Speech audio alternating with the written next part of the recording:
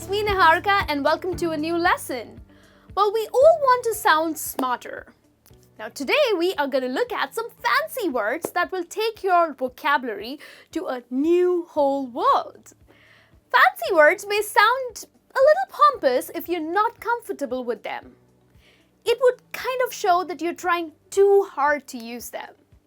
It's important that if you are going to use big words, choose them wisely. It should just flow with ease. So here are 10 vocabulary words which will instantly make you sound smarter. They're simply fancier, but they're basically talking about these everyday things. So let's begin. Well, I have quite an interesting fancy word for you that is penultimate. Now, what does this mean? Well, it means next to the last thing. Like, say for example, the letter Y. Okay, it's like a second last alphabet, right? So next to the last thing is penultimate. How do you use it? Well, if you are binging a television series and say for example, Money Heist. Now you are probably on your second last season or the second last episode. Well, you can tell your friends that you are about to start watching the penultimate episode or the penultimate season. The next one is diminutive. Diminutive, it means very small. Now you can use it for an object or for an animal or for a person you are describing as exceptionally small, tiny, and you want to use a better alternative word than the familiar adjectives that we generally use, which is tiny, short, little. Okay, say like, I am short. I am definitely not tall. So I can say I am diminutive.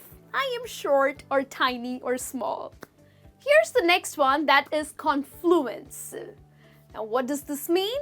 Well, coming together. Now you can use this word when you are discussing various ideas with a lot of people. So basically group of ideas that come together.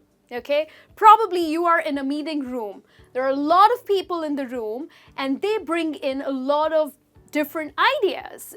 So that is coming together, confluence. Okay, or probably a lot of people coming together at one gathering. So that is also confluence.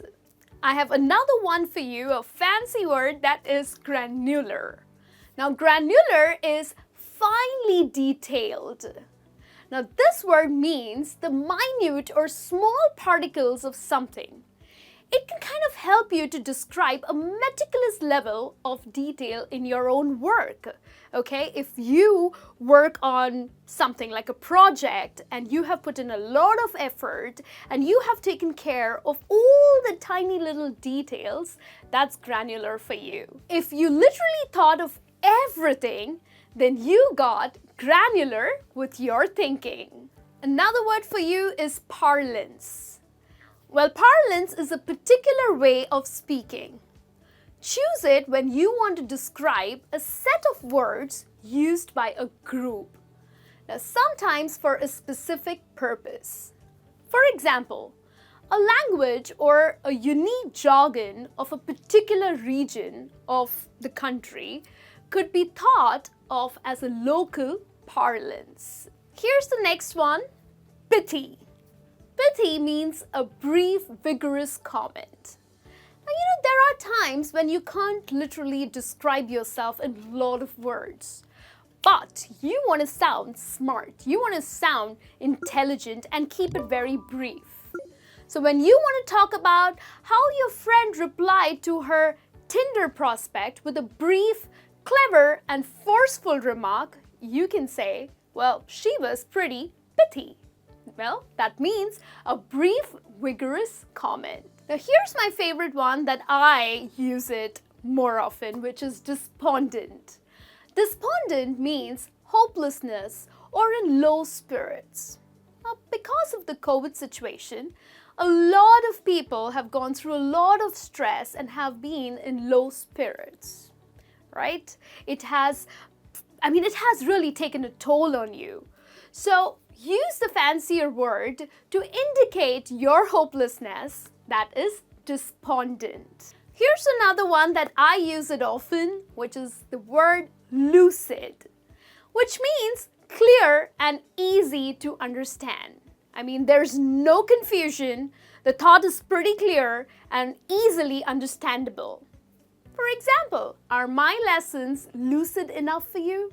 Like, do you understand me? Am I clear when I try to teach you? So you can use the word that Niharika's lessons are pretty lucid, which means that they're easy to understand, they're pretty clear, and there is no room for confusion. Here's another word for you that is effervescent.